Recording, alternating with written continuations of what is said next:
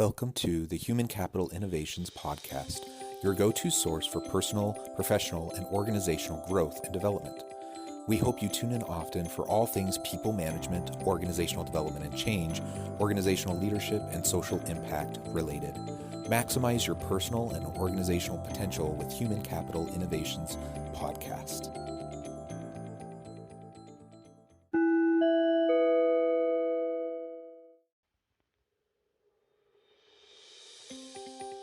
Welcome to the Human Capital Innovations Podcast.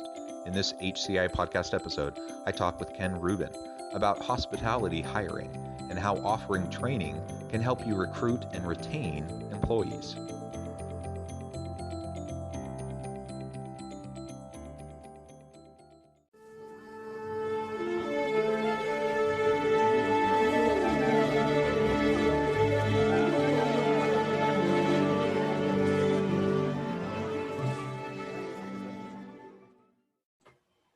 Ken Rubin, welcome to the Human Capital Innovations Podcast. Thank you for having me. It's great to be here. Yeah, I'm excited to have this conversation. We're going to be zooming in on the hospitality industry and focus our discussion today specifically on hospitality hiring and how offering training can help you to recruit and retain your employees. Now, certainly, I think a lot of the principles we discussed today will be applicable, to people in all industries who are dealing with people management issues and hiring, and the recruitment and retaining piece can be really challenging. But of course, with our focus on hospitality, I think hopefully that will be really helpful for listeners who find themselves within that industry specifically. As we get started, I wanted to share Ken's bio with everybody. Ken Rubin, the Chief Culinary Officer, is a chef, educator, and food anthropologist with 18 years of broad industry experience overseeing Ruby's cooking course curriculum development and recruitment. Recognized for his expertise in education and training, food culture research, health and wellness, and product development, Ken nevertheless considers himself a lifelong student of every aspect of food. Ken has held top-level management positions at well-respected culinary academies, including Le Cordon Bleu Schools North America, Chefs.com, the International Culinary School at the Art Institute of Portland, and the Natural Epicurean Academy. As a volunteer, he served as a board director of the International Association of Culinary Professionals and is currently a trustee and chair of the Culinary Trust, IACP's philanthropic partner. Ken is also a chair of the James Beard Foundation's Broadcast Media Awards Committee. Ken studied the anthropology of food and developed ethnographic research methods to understand how people learn to cook. He received his BA from Colorado College and an MA in anthropology from the University of Texas at Austin. What a fascinating background you have. I must say, very unique, very different than most people I interview on this podcast. So it's just really interesting. Thank you for joining me today. Before we launch into the conversation, anything that you would like to share with listeners by way of background or personal context? Yeah, I think, first of all, thank you so much for having me. And I think that my background is really reflective of my passion for food and cooking, but really my passion for people and for culture and for helping people thrive and for, helping those individuals reach their full potential and having that potential really affect their communities and their families in a larger sense. And that's so much of what I'm really interested in doing personally, but also through what we do at Ruby, is connecting those dots, is really leveraging a platform so that the end result is, are people who have better skills, a better life, things to look forward to, and a different relationship with food ultimately. That's wonderful. I appreciate that background. And yeah, I agree. I mean, the whole purpose of what I do is around helping individuals maximize their potential. And I think for organizational leaders, that starts, that starts from the very beginning when you're recruiting a pool of applicants, going through the process, hiring people, going through the training and development phase, performance management, like end-to-end experience of any interaction that an individual has with the company. My hope is that we can create processes, practices, procedures, culture that supports empowerment and helps people to become their best self. And so I love that that's the focus of what you do in your team at Ruby, and trying to do that within this the hospitality space. Can you tell us a little bit more specifically about what you're doing at Sure. Ruby in terms of the Yeah, so curriculum? Ruby's 100% online. We're a 15-year-old online company that really was built for today's age, right? When we came into the pandemic world and we came into this new realization around distance learning and really all the things that impacted the culinary hospitality industry, we felt very fortunate that we had built this tool that was very, very effective at training people, keeping people engaged on the job, or providing skills for people who might need to get reskilled or upskilled, who might be looking to get into that new industry as it begins to kind of thaw out a little bit. So when we were developing Ruby, we were really thinking about how does this redefine and sort of democratize access to instruction and to training that, in some ways was held, very, very close to those top level, different cooking schools, those culinary institutes that would charge, a fair amount of money, a lot of time, and require a certain model of education. We took that and said, wow, what if we could find ways to work directly with individuals, with employers, with organizations, and kind of level the playing field in terms of access, knowing that in today's environment, it's just not feasible for many people to take the time or spend the money to go into debt to get that first job and to get that skill so they can find advancement within that field. So we're really focused on creating those tools so that those individuals, whether again they're kind of on their own deciding to get in and taking one of our courses, or they're coming in through like a employer or partner program, that they really step in and find relevant information and things that are measurable, things that are actually like objective based, not just so that they feel good, but also so that the organizational structure can have confidence that the process is working. So a lot of what we do is we say, well, our programs, our curricula are very, very structured from like a learning theory perspective. We want to do very good baselining assessments, self-assessments, pre-assessments, understanding where people are. That helps us then determine specifically what they might need more or less training on. And then the proof is in the pudding at the end. We want to be able to show and demonstrate a true delta between what they knew beforehand and what they know after via our training, whether it's a knowledge-based type activity or a competency-based type activity. Well, I love that. I love the thoroughness too of your description. As a, I do this podcast consulting work and such, and training and development within the corporate sphere. So you're speaking my language. I'm also a professor, and so I teach at the university, and I'm very attuned to good curricular design and how to make sure that you're doing it in an impactful way. And everything you're describing is exactly what I would hope to see in a system, in a training program. So I applaud you on that. That's wonderful. So let's talk a little bit more about some of the specific things you do then in integrating these training modules and the components, the assessments, post assessments, and everything that you do through not just, someone's hired, they're in the organization now, you train them, right? Everyone knows that, everyone does that. How do you integrate it into the recruitment part of the process and as you're going through the Yeah, hiring? it's a great question. So we work internationally with lots of different types of organizations, everyone from very large hotel companies, cruise line companies, contract food service, supermarket retail. We work in a variety of different contexts. And we generally hear the same thing from nearly everyone, which is they're really looking to establish a new pipeline of talent. They're not just looking for entry and mid-level people, but they're looking for tools to retain and advance existing talent and really open up what it even looks like to have talented people come into their organization. I think it used to be, especially in the days when culinary schools were booming and that was a big business on its own, that there was a kind of a pool of people out there waiting who had some baseline skill set. That doesn't exist any longer. So, part of our positioning is to really create that mechanism that people can have some confidence.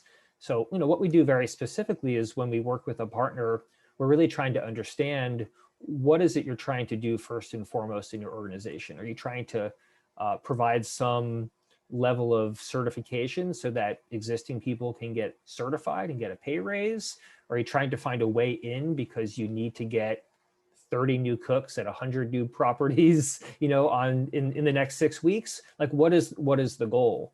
So our partners will employ a variety of strategies. Some will actually really promote Ruby itself and use Ruby by name, even in many cases, as the in-house training program that they use as a way to attract people. And some people might say, well, what is that? And they go online, they see us and they see a price tag, and then they know that their employer is going to be covering that cost for them. And that's impactful, because even though we're very low cost, there's still a cost. And if your employer can pay, even better. It also is if you fulfill the requirements of that program, you receive a certificate either from the American Culinary Federation or through World Chefs, which is completely transferable. It's kind of currency that you can have in your career as you move around. It's not something that is held by your employer. So you're getting true value from a program that has external validation.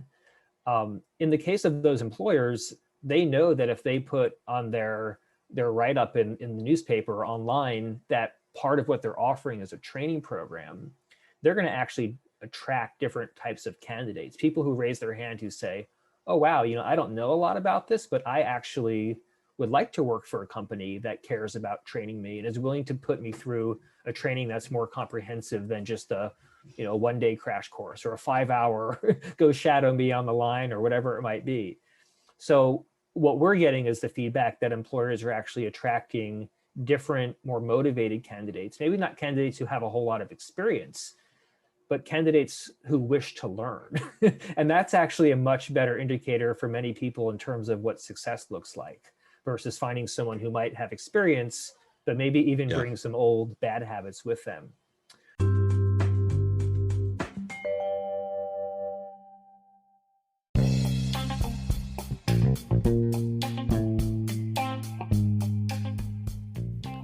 I'm excited to announce the publication of my new book from HCI Press, The Alchemy of Truly Remarkable Leadership: Ordinary, Everyday Actions that Produce Extraordinary Results.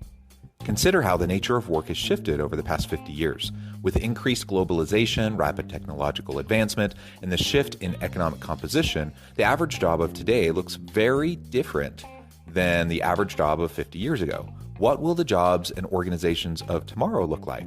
Moreover, what does this all mean for organizational leaders?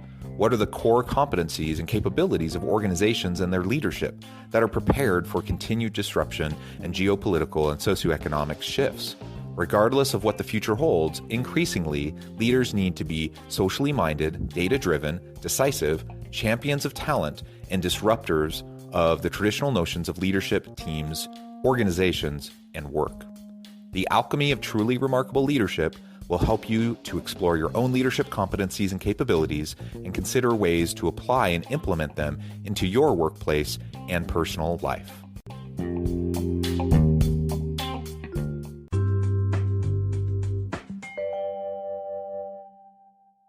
Yeah, I think that's a really important point. And, we're in the middle of a pandemic, and I do want to pick your brain about that, because I know the pandemic has hit hospitality industry super, super hard. One of the hardest hit industries. But set that aside for a moment. Pre-pandemic, hospitality was struggling to find good people. Maybe not as much as like STEM or, there's certain industries that we just have like a huge shortage. Maybe it wasn't that bad in hospitality, but it's been a challenge, right? To get good people. And so creating systems where you can bring interested, willing people in and then reskill and upskill them so they're ready to perform the work. I think that's the world we live in. And this whole pandemic situation, we'll get past it and we'll get back, to a thriving hospitality industry. And then organizations are going to be fighting for talent again. And it's going to be really difficult. What's your take on that?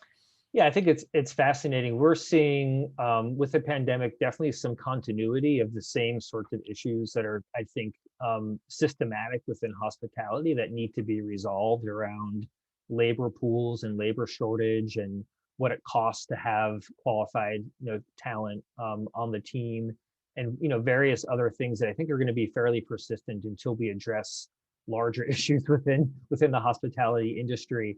But I think certainly the pandemic has shown everyone that the industry is very fluid, that people go in and out, and that the types of people that are now going back into the hospitality industry are not the same people who used to be attracted before.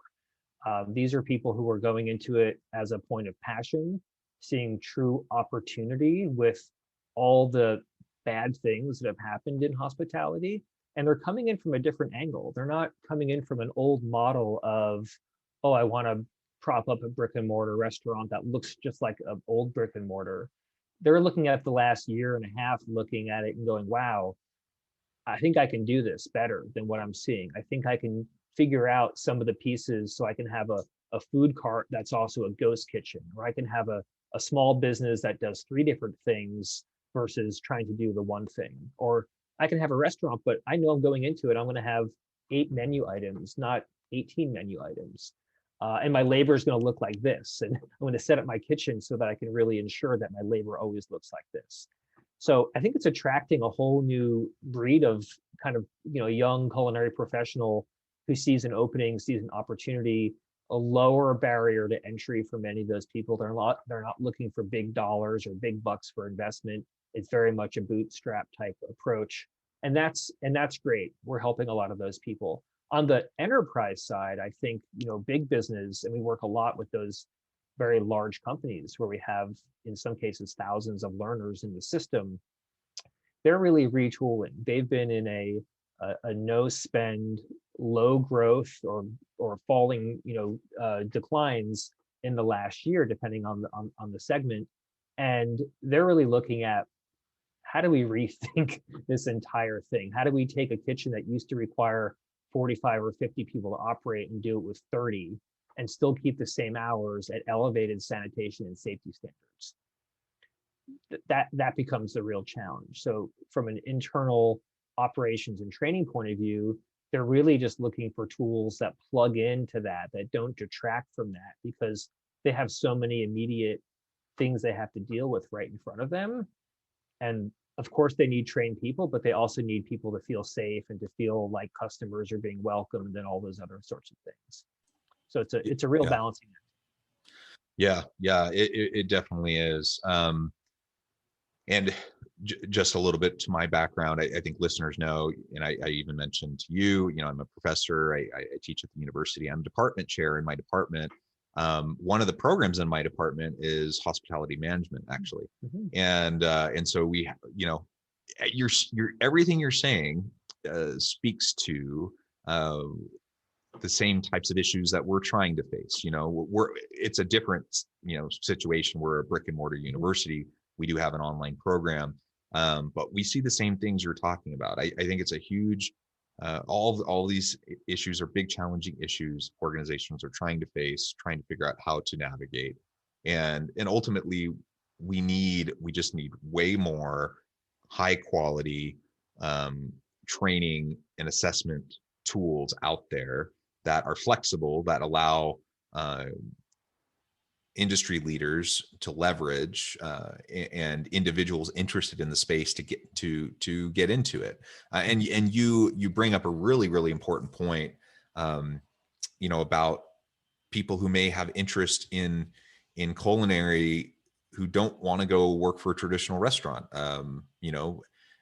The gig economy has been on the rise for a long time, and now it seems like the time is ripe more than it's ever been for people to spin up their own little operation and the barriers to entry are probably not that high. And it's also something that they can build themselves and they could walk away from potentially without having a huge loss, which is also important. So the idea of having a catering company or something small to get started versus going all in is also really, really kind of interesting to me. Another piece I'll just reference around culinary hospitality is that one of the things I really embrace as an educator is the idea that these people who come into our programs come in with all kinds of experiences and a background and existing knowledge and skills that should never be discounted. Those are all things that bolster and support that individual's ability to be successful. So one of the things we try to do within our programs and with our partners is really create that understanding that there's no such thing as like A to Z, go on the path and learn the skills in a sequence in culinary. Some people drop in with exceptional skills in one area and no skills in some other area, and it's not always necessarily logical. So an example I'll give is like we typically hold up things like butchery or seafood fabrication as being very advanced skills for a cook. But there's a lot of people who grew up hunting and fishing where that's a very good skill for them that they know forward and backward, but they've never poached an egg, they've never made a pancake, and they've never done things that we think are really basic, right? But that person has a place in culinary. That person has a potential role to play in terms of being an expert, even though they didn't follow a traditional linear path where they learn knife skills by cutting vegetables. Like they've been learning knife skills their whole life, just in a different context. So I like to take those people and really figure out, well, what is it that you're good at? What are the things you're good at doing? Tasting, organizing, managing, scheduling, directing, timing. There's all these other skills that fit into what it takes to be a good culinarian that are not just, can you identify these knife cuts or can you make this sauce and those sorts of things. Yeah, excellent, excellent. Well, good, Ken. It has just been a real pleasure getting to know you. And honest, from a selfish standpoint, I think we should get together offline and talk more about the education space around hospitality, because that would just be really fascinating. But I appreciate all the insights you provided today, and I want to be respectful of your time. So before we close, before I let you get on with your busy day, I wanted to make sure I gave you a chance to share with listeners how they can get connected with you, find out more about Ruby's and what you're doing, and if it might be a good fit for them, and then give us the final word on the topic for today. Yeah, so wonderful. I really appreciate you having me. If you want to learn more about Ruby, you can just check us out online. It's rouxbe.com. For people who are looking for professional training, either from an individual perspective or from a group perspective, there's lots of different resources that you can check out there. We're very transparent in terms of what our programs entail, in terms of a syllabus and those sorts of things. So we're always really excited to meet people and find out how we can support their business or support their own professional goals. Other than that, I just have to say, despite all the challenges that the hospitality industry has seen in the last year and will continue to see this year, I'm incredibly hopeful because of the resilience and passion of the people who work in that space. I've been in the industry long enough to know that these are hardworking people who care about service, who care about quality and products, and about having these vibrant businesses serving their communities. So I'm not counting anyone out. I think it's just a matter of kind of refiguring and reformulating what it looks like for them. Wonderful, wonderful. Thank you, Ken. It has just really been a pleasure talking with you today.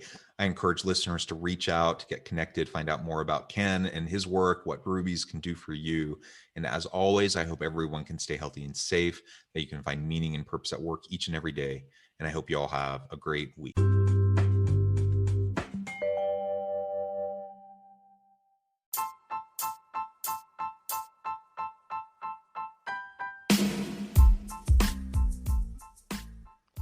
We are excited about the launch of HCI's new magazine, Human Capital Leadership. Human Capital Leadership is a free, interactive e-magazine designed to help individuals, leaders, and organizations find innovative approaches to maximize their human capital potential. We will be publishing issues quarterly in August, November, February, and May. Check out the first issue and let us know what you think.